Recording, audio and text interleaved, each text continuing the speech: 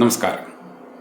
ഞാൻ ഇസ്രായേലിൻ്റെ പരാജയങ്ങളെക്കുറിച്ച് പറയുമ്പോൾ ഇസ്രായേലി ഭക്തർക്ക് അത് ഉൾക്കൊള്ളാൻ വലിയ പ്രയാസമാണ്. ഞാൻ നിങ്ങളോട് പറയുന്നത് പച്ചയായ പരമാർത്ഥമാണ്. നിങ്ങളതിനെക്കുറിച്ച് ശരിയായിട്ടൊന്ന് ചിന്തിച്ചാൽ കാര്യങ്ങൾ ബോധ്യപ്പെടും. ഇസ്രായേൽ എന്ന് പറയുന്ന രാജ്യം ലോകത്തിലേക്കും ഏറ്റവും കരുത്തുറ്റ രാജ്യമാണെന്നാണ് ഇസ്രായേലി ഭക്തർ പറയുന്നത്. ഏറെക്കുറെ അത് ശരിയുമാണ്. കാരണം ലോകത്തിലെ 1-ാം നമ്പർ രാജ്യമായിട്ടുള്ള അമേരിക്കയുടെ പൂർണ്ണ പിന്തുണ ഇസ്രായേലിനുണ്ട്. അമേരിക്ക പിന്തുണയ്ക്കുന്നത് കൊണ്ട് തന്നെ ഭൂരിപക്ഷ പാശ്ചാത്യ വമ്പൻ ശക്തികളും ഇസ്രായേലിനെ പിന്തുണയ്ക്കുന്നുണ്ട്. ഇസ്രായേലിൻ്റെ പക്കൽ അത്യന്താധുനിക സകല സാങ്കേതിക വിദ്യകളുമുണ്ട്. അത്യന്താധുനിക യുദ്ധ ഉപകരണങ്ങളുണ്ട്, യുദ്ധവിമാനങ്ങളുണ്ട്. അപ്പോൾ നമ്മൾ ഇസ്രായേലിൻ്റെ കരുത്തിനെ അതിൻ്റെ തനതായ രീതിയിൽ കാണുമ്പോൾ ഇസ്രായേലിന് ചെറിയ ഒരു പരാജയം പോലും ഉണ്ടാകാൻ പാടില്ല. ഇതിലൊക്കെ ഉപരി ചില അന്ധഭക്തരായ ക്രിസ്ത്യാനികളെ സംബന്ധിച്ച് ഇസ്രായേൽ വെറുമൊരു രാജ്യമല്ല, അത് ദൈവത്തിൻ്റെ ജനമാണ്. ദൈവം തിരഞ്ഞെടുത്തവരാണ് യഹൂദന്മാർ. അതുകൊണ്ട് തന്നെ ദൈവം ഒപ്പമുള്ള അവരൊരിക്കലും തോക്കാൻ പാടില്ല. അങ്ങനെയാണെങ്കിൽ നമ്മൾ ഗാസയിലെ സംഭവം മുതൽ ഇങ്ങോട്ടുള്ള 4 കാര്യങ്ങൾ നോക്കിയാൽ ഈ രാജ്യം ഏറ്റുവാങ്ങിയ നാണംകെട്ട പരാജയങ്ങൾ എത്രയുണ്ടെന്നുള്ളത് നിങ്ങൾ ഭക്തിയില്ലാതെ ചിന്തിച്ചാൽ ബോധ്യപ്പെടും. ഇവരുടെ 1-ാമത്തെ പരാജയം 2023 ഒക്ടോബർ മാസം 7-ാം തീയതിയാണ് സംഭവിച്ചത്. ഹമാസ് ഇസ്രായേലിൻ്റെ തന്നെ സൃഷ്ടിയാണെന്ന് ഞാൻ നിങ്ങളോട് പറഞ്ഞിട്ടുണ്ട്. ഞാൻ തൽക്കാലം അതങ്ങ് മാറ്റിവെക്കുകയാണ്. ഒരു സാധാരണക്കാരൻ ഈ യുദ്ധത്തെ നോക്കിക്കാണുന്ന അതേ രീതിയിൽ നോക്കിക്കണ്ടുകൊണ്ട് മാത്രമേ ഞാൻ സംസാരിക്കുന്നുള്ളൂ. അങ്ങനെയാണെന്നുണ്ടെങ്കിൽ ഒക്ടോബർ 7-ന് പലസ്തീനിൽ നിന്നും ഇസ്രായേലിലേക്ക് കടന്നു കയറി 1200 പേരെ കൊലപ്പെടുത്തുകയും 250 പേരെ ബന്ദികളാക്കി പിടിച്ചുകൊണ്ട് പോവുകയും ഹമാസ് ചെയ്തെങ്കിൽ അത് ഇസ്രായേലിൻ്റെ ചരിത്രത്തിൽ ഏറ്റവും വലിയ പരാജയമല്ലേ? കാരണം ഇവരെ സംബന്ധിച്ച് ലോകത്ത് നടക്കുന്ന സകല കാര്യങ്ങളും അവിടെ ഇരുന്നുകൊണ്ട് അറിയാനുള്ള കണ്ണുണ്ട് എന്നാണ് പറയുന്നത്. ഭയങ്കര ചാരന്മാരാണ്. അവർക്ക് ലോകോത്തര ഇൻ്റലിജൻസ് ഏജൻസി ആയിട്ടുള്ള മൊസാദുണ്ട്. പിന്നെ അവർക്കില്ലാത്ത സാങ്കേതികവിദ്യകളൊന്നും തന്നെയില്ല. ഇത്രയൊക്കെ വലിയ സാങ്കേതികവിദ്യകളുള്ള ഇസ്രായേലിന്, ദൈവജനമായ ഇസ്രായേലിന് തൊട്ടടുത്ത്, വളരെ അടുത്ത് നിന്നും പലസ്തീനിൽ നിന്നും ഇങ്ങനെയൊരു ആക്രമണം തങ്ങളുടെ നേരെ വരുന്നുണ്ടെന്ന് അറിയാൻ സാധിച്ചില്ല. ഇതൊരു പരാജയമാണോ പരാജയമല്ലേ എന്ന് ഇസ്രായേലി ഭക്തർ ആത്മാർത്ഥമായിട്ട് പറയണം. നിങ്ങൾ ഭക്തി വെച്ചുകൊണ്ട് സംസാരിക്കരുത്. ആത്മാർത്ഥമായിട്ട് പറയണം. ഇത്ര കരുത്തുറ്റ രാജ്യമാണ് ഇസ്രായേലെങ്കിൽ ഹമാസിനെ പോലെയുള്ള ഒരു സാധാരണ സംഘടനയ്ക്ക് എത്ര നിസ്സാരമായിട്ട് അവരുടെ രാജ്യത്ത് കടന്നു കയറി ഇത്രയും ചെയ്യാൻ സാധിച്ചു. അപ്പോൾ അവരന്നത്തെ ദിവസം കുറേ കൂടി വിപുലമായ ഒരു ആക്രമണം പ്ലാൻ ചെയ്തിരുന്നെങ്കിൽ എത്ര വലിയ ആഘാതം തന്നെ ഇസ്രായേലിന് ഏറ്റുവാങ്ങേണ്ടി വരുമായിരുന്നു. ഒന്ന് ചിന്തിച്ചുമോ? അവിടെ കയറിയ ഹമാസിലെ ഒരാളെ പോലും പിടിക്കാനോ പിടിച്ചുകൊണ്ടുപോയവരെ തടഞ്ഞു നിർത്താനോ ഒന്നും തന്നെ ഈ ലോക വൻ ശക്തിയുടെ പിന്തുണയുള്ള അവരുടെ വേട്ടപ്പട്ടിയെ പോലെ പ്രവർത്തിക്കുന്ന ഇസ്രായേലിന് സാധിച്ചില്ല. അവരുടെ ഇതുമായിട്ട് ബന്ധപ്പെട്ട് വരുന്ന 2-ാമത്തെ പരാജയം എന്ന് പറയുന്നത് ഇറാൻ്റെ ആക്രമണമാണ്. ഇറാൻ മുമ്പെങ്ങും ഇസ്രായേലിനെ നേരിട്ട് ആക്രമിച്ചിട്ടില്ല. എന്നാൽ ഈ ഗാസ പ്രശ്നം ആരംഭിച്ച ശേഷം 2 തവണ ഇറാൻ ഇസ്രായേലിലേക്ക് മിസൈലുകളും റോക്കറ്റുകളും അയച്ചു. ബാലിസ്റ്റിക് മിസൈലുകളും റോക്കറ്റുകളും അയച്ചു. ഇസ്രായേലിൽ സംഭവിച്ചിട്ടുള്ള നാശനഷ്ടങ്ങളെക്കുറിച്ച് കൃത്യമായിട്ടുള്ള ഒരു ചിത്രം പുറത്ത് വിട്ടില്ല. പക്ഷെ 2 തവണ ഇറാൻ ഇസ്രായേലിനെ ആക്രമിച്ചിട്ടും അമേരിക്കയുടെ പിന്തുണയുള്ള ഇത്ര കരുത്തുറ്റ രാജ്യമായ ഇസ്രായേൽ, ഇങ്ങോട്ടടിക്കാത്തവനെ അങ്ങോട്ട് പോയി അടിക്കുന്ന രാജ്യമായ ഇസ്രായേലിന് ഇറാനെ തിരിച്ചടിക്കാൻ ധൈര്യമുണ്ടായില്ല.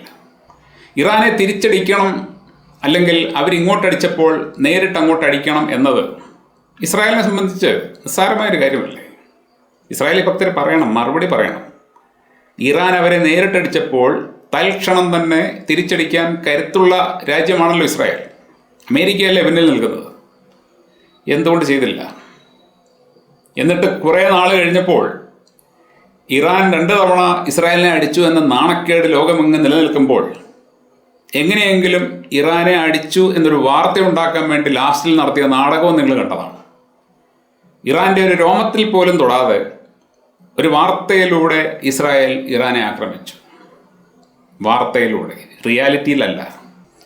അപ്പോൾ നിങ്ങൾ പറയണം, ഇസ്രായേലിനെ ആരാധിക്കുന്നവർ പറയണം, എന്തുകൊണ്ടാണ് ഇസ്രായേലിന് ഇറാനെ നേരിട്ട് അടിക്കാനുള്ള ധൈര്യമില്ലാഞ്ഞത്? ഇറാനെ നേരിട്ടടിക്കാനുള്ള ധൈര്യമില്ലായിരുന്നു എന്നുള്ള കാര്യത്തിൽ നിങ്ങൾക്ക് സംശയമൊന്നുമില്ലല്ലോ. കാര്യം ഇറാൻ ഒരു വട്ടം ആക്രമിച്ചു ഏപ്രിലിൽ, അതിനുശേഷം എനിക്ക് തോന്നുന്നു ഒക്ടോബറിലോ മറ്റാണ് രണ്ടാമത് ആക്രമിക്കുന്നത്. ഏപ്രിൽ ആക്രമിച്ചിട്ട് യാതൊന്നും ഇസ്രായേൽ തിരിച്ചു ചെയ്തില്ല. രണ്ടാമത് ഒക്ടോബറിൽ ആക്രമിച്ചു കഴിഞ്ഞിട്ടും ഇസ്രായേൽ ഒന്നും ചെയ്തില്ല. പക്ഷേ അത് വലിയ നാണക്കേടായിട്ട് മാറിയപ്പോൾ എങ്ങനെയെങ്കിലും തടി പിടിപ്പാക്കാൻ വേണ്ടി ഒരു നാടകം കളിച്ച് ഞങ്ങൾ ഇറാനെ അടിച്ചു എന്ന് പറയുകയും അതേ നാവുകൊണ്ട് പറയുകയാണ്, ഞങ്ങൾ ഇറാനോടുള്ള പ്രതികാരം തീർത്തിരിക്കുന്നു, ഇറാൻമേലുള്ള ഞങ്ങളുടെ സൈന്യ നടപടി അവസാനിച്ചിരിക്കുന്നു. അടിക്കാൻ പോയതെപ്പോഴാണ്, തിരിച്ചു വന്നത് എപ്പോഴാണെന്നല്ലോ അറിയാൻ വയ്യ. രണ്ട് വാർത്തയും കൂടെ ഒരുമിച്ചാണ് മുമ്പോട്ട് വരുന്നത്. ആ വാർത്ത തന്നെ വായിച്ചതൊക്കെ മനസ്സിലാവും അവിടെ അങ്ങനെ ഒരു സംഭവമേ നടന്നിട്ടില്ല. ഞാനത് പേഴ്സണലി നേരിട്ട് ഇറാനിൽ വെരിഫൈ ചെയ്താണ്. കാര്യം എനിക്കറിയാവുന്ന ആൾക്കാർ ടെഹ്റാനിലുണ്ട്. അപ്പോൾ ഇങ്ങനെ രണ്ടാമത് ഒരു നാണം കെട്ട പരാജയം ഇസ്രായേൽ ഏറ്റുവാങ്ങി. മൂന്നാമത്തെ ഇസ്രായേലിൻ്റെ പരാജയം ഹിസ്ബുള്ളയുമായിട്ടുള്ള ഏറ്റുമുട്ടലിലാണ് സംഭവിച്ചത്. നിങ്ങൾക്കറിയാവുന്ന പോലെ ഹിസ്ബുള്ള ഒരു രാജ്യത്തിൻ്റെ സൈന്യമല്ല, മറിച്ച് അതൊരു സാധാരണ സംഘടനയാണ്, ഒരു പാരാമിലിറ്ററി ഫോഴ്സ് പോലെയുള്ള സംഘടന മാത്രമാണ്. അവരെ ഇപ്പോൾ ഇല്ലാതാക്കുമെന്ന് പറഞ്ഞാണ് ലെബനോനിൽ കയറിയത്. അവസാനം എന്ത് സംഭവിച്ചു? ഹിസ്ബുള്ളയുമായിട്ട് വെടിനിർത്തൽ കരാറുണ്ടാക്കി. ഇസ്രായേൽ യുദ്ധം ചെയ്യാൻ മടിയില്ലാത്ത രാജ്യവും ടൺ കണക്കിന് ബോംബിടുന്ന രാജ്യമൊക്കെ ആണല്ലോ. എന്തിനാണ് ഹിസ്ബുള്ളയുമായിട്ട് ഇവർ യുദ്ധത്തിന് ഒരു വിരാമമിട്ടത്? എന്തുകൊണ്ടായിരുന്നു യുദ്ധം തുടർന്നുകൊണ്ട് പോകാൻ ധൈര്യമില്ല എന്നത്? നിങ്ങൾക്കെല്ലാവർക്കും അറിയാം, ഹിസ്ബുള്ള അങ്ങോട്ട് ചെന്നതല്ല വെടിനിർത്തൽ ആവശ്യപ്പെട്ടുകൊണ്ട്. ഇസ്രായേലാണ് അങ്ങോട്ട് ചെന്നത്. ഇസ്രായേലിന് വേണ്ടി പോയത് അമേരിക്കയാണെന്ന് മാത്രം. അപ്പോൾ അമേരിക്ക ഇടപെടുത്തി ഒരു വെടിനിർത്തൽ ഇരന്നു വാങ്ങി ഇസ്രായേൽ ലബനോനിൽ നിന്നും തടിവെടുപ്പാക്കുകയായിരുന്നു. എന്ന് പറഞ്ഞാൽ ഹിസ്ബുള്ളയുമായിട്ട് ഏറ്റുമുട്ടി നിൽക്കാൻ കഴിവില്ലാത്തത് കൊണ്ട് അമേരിക്കയെ ഇടപെടുത്തി വെടിനിർത്തൽ കരാർ ഉണ്ടാക്കിച്ചത് ഇസ്രായേലാണ്. ദൈവജനമായ ഇസ്രായേൽ ഹിസ്ബുള്ളയുടെ മുമ്പിൽ പരാജയപ്പെട്ടു. മുമ്പും പരാജയപ്പെട്ടിട്ടുണ്ട്. മുമ്പും ഇതേപോലെ ലെബനോനിൽ കയറി ഹിസ്ബുള്ള അവരെ ഓടിച്ചു വിട്ടതാണ്. രണ്ടാമത് വീണ്ടും അത് സംഭവിച്ചു. അമേരിക്കയുടെ മധ്യസ്ഥത വേണ്ടി വന്നു ഒരു വെടിനിർത്തൽ ഉണ്ടാക്കാൻ. നിങ്ങൾ പറയണം, ഇത്ര കരുത്തുറ്റ രാജ്യമായ ഇസ്രായേലിന് എന്തുകൊണ്ടാണ് ഹിസ്ബുള്ളയുമായിട്ട് യുദ്ധം തുടർന്നുകൊണ്ട് പോകാൻ ധൈര്യമില്ലാഞ്ഞത്? ഇനി ഇവരുടെ ഏറ്റവും വലിയ പരാജയമായിട്ട് നമുക്ക് പറയാൻ പറ്റുന്നത് ഗാസയിൽ നടന്ന സംഭവങ്ങൾ തന്നെയാണ്. ഇവർ ഗാസയിലേക്ക് കയറിയത് എന്ത് പറഞ്ഞാണ്? രണ്ട് കാര്യങ്ങൾ പറഞ്ഞിരുന്നു. ഒന്ന്, ഞങ്ങൾ ഹമാസിനെ പൂർണ്ണമായിട്ടും ഇല്ലാതാക്കും. ഇതാണ് ബിബി പറഞ്ഞത്. ബിബി എന്ന് പറഞ്ഞാൽ നെതന്യാഹു.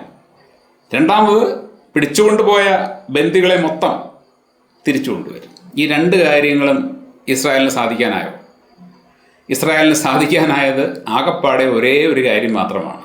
ഗാസയിലെ നിരപരാധികളായ കുറേയേറെ വ്യക്തികളെ, കുട്ടികളും സ്ത്രീകളും അടക്കം കുറച്ചേറെ നിരപരാധികളെ കൊന്നൊടുക്കി. അവരെ പട്ടിണിക്കിട്ടു. അവർക്ക് വെള്ളം കിട്ടുന്നില്ല, വൈദ്യസഹായം കിട്ടുന്നില്ല. ഹമാസിന് ഒരു പിണ്ണാക്കും, പച്ചമലയാളത്തിൽ പറഞ്ഞാൽ ഒരു പിണ്ണാക്കും സംഭവിച്ചിട്ടില്ല. കാര്യം എന്താണ്? ഇപ്പോൾ ഹമാസുമായിട്ട് വെടിനിർത്തൽ കരാറിലാണ് ഇസ്രായേൽ. ബന്ദികളെ വിട്ടു തന്നാൽ മതി, ഞങ്ങൾ വെടിനിർത്താം, ഗാസ ഒഴിയാം എന്നാണ് ഇസ്രായേൽ പറയുന്നത്. ഇസ്രായേലിനെ സഹായിക്കാൻ വേണ്ടിയാണ് യുണൈറ്റഡ് നേഷൻസ് അങ്ങനെ ഒരു പ്രമേയം പോലും ഉണ്ടാക്കിയത്. എന്ന് പറഞ്ഞാൽ അവർ പറഞ്ഞിരുന്ന രണ്ട് ലക്ഷ്യങ്ങളും സാധിക്കാതെ, ഒന്നുപോലും സാധിക്കാതെ, ഹമാസിനെ ഇല്ലാതാക്കാനോ ബന്ദികളെ തിരിച്ചുകൊണ്ടുവരാനോ സാധിക്കാതെ ഇപ്പോൾ ഒരു ചർച്ചയിലൂടെ, ഖത്തറും അമേരിക്കയും ഒക്കെ ഇടപെട്ടുള്ള ഒരു ചർച്ചയിലൂടെ ബന്ദികളെ തിരിച്ചെടുക്കാൻ ശ്രമിക്കുകയാണ്, അങ്ങനെ ഗാസയിൽ നിന്നൊഴിയാനും. ഞാനീ പറയുന്നത് ശരിയാണെന്ന് ഇസ്രായേലി ഭക്തർക്ക് ബോധ്യപ്പെടുന്നുണ്ടെങ്കിൽ നിങ്ങളൊന്ന് ആലോചിച്ച് നോക്ക്. ഇസ്രായേൽ എന്ന് പറയുന്ന രാജ്യം തോറ്റ് തൊപ്പിയിട്ട് നിൽക്കുകയല്ലേ? കുറച്ച് പാവങ്ങളെ കൊന്നൊടുക്കുന്നത് വലിയ ധീരശൂര പരാക്രമമാണ് നിങ്ങൾ കരുതുന്നുണ്ടെങ്കിൽ എനിക്ക് നിങ്ങളെ സഹായിക്കാൻ പറ്റില്ല. അതല്ല, ഇവർ ലക്ഷ്യം നേടാൻ കെൽപ്പുള്ള ഒരു രാജ്യമായിരുന്നെങ്കിൽ ഇവർ ഗാസയിൽ അവിടെ കയറി കൂടിയിട്ട് പറഞ്ഞ അതിൻ്റെ കാരണമായിട്ട് പറഞ്ഞ കാര്യങ്ങൾ സാധിക്കണമായിരുന്നോ അതോ വേണ്ടേ? അത് രണ്ടും സാധിക്കാൻ ഇസ്രായേലിന് സാധിച്ചിട്ടില്ല. ലോക തോൽവിയായിട്ട് നിൽക്കുകയാണ് നിങ്ങളുടെ ഹീറോയായിട്ടുള്ള ഇസ്രായേൽ, ലോക തോൽവിയായിട്ട്.